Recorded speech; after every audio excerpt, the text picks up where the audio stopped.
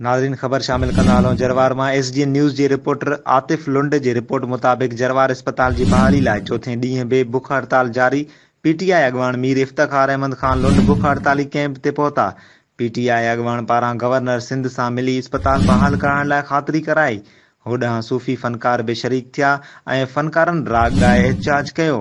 अस्पताल बहाली लाइ हिकु नओं कलाम पिणु पेश कयो वियो। तफ़सील मूजिबि जरवार अस्पताल जी बहाली लाइ जरवार सरकारी अस्पताल बहाली कमेटी तरफ़ां चोथें ॾींहं बि अस्पताल जी बहाली लाइ बुख हड़ताली कैंप लॻाई वई। कमेटी तरफ़ां लॻायल कैंप ते PTI अॻवान इफ्तिख़ार अहमद ख़ान लुंड, गबोल बिरादरी जो चङो मुड़ुसु अयाज़ गबोल, अहियाल इस्लाम जे अॻवान मीर अहमद चनड़ ऐं ॿिया मुख़्तलिफ़ सियासी समाजी अॻवान शरीक थिया। बुख हड़ताली कैंप ते PTI अॻवान इफ्तिख़ार ख़ान लुंड मीडिया सां ॻाल्हाईंदे चयो त असांखे अफ़सोस आहे त जरवार ऐं आसपास चूंडियल नुमाइंदा वेठल आहिनि, पर जरवार जी अवाम 10 सालनि खां सिहत जी सहूलियत न ॾेई सघिया आहिनि। कामोरनि जी करप्शन सबबि जरवार जा माण्हू सिहत जी सहूलियत खां महरूम आहिनि। हुन वधीक चयो त जरवार अस्पताल जे लाइ मां जल्द गवर्नर सिंध सां मुलाक़ात करे अस्पताल बहाल कराईंदुसि। होॾां अयाज़ गबोल ऐलान कयो त अस्पताल जी बहाली लाइ गबोल बिरादरी हर मोड़ ते गॾु आहिनि।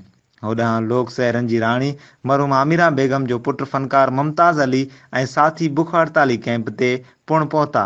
फ़नकारनि एहतजाजनि तौरु बुख हड़ताल ते वेठलनि खे राग ॻाए ॿुधायो। होॾां अस्पताल जी बहाली लाइ हलंदड़ तहरीक ते नौजवान शाइर मेवो गबोल जो लिखियल कलाम पिणु ॻायो।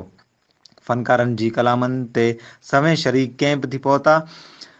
होॾां अस्पताल बहाली कमेटी जी अॻवाननि आजिज़ गबोल, कैलाश राय, दर्शन लाल, ख़लील गबोल, ग़ुलाम बोज़दार ऐं ॿियनि चयो त असांजी तहरीक में मुसलसल वाध थी रही आहे। अस्पताल बहाली ताईं आराम न कंदासीं।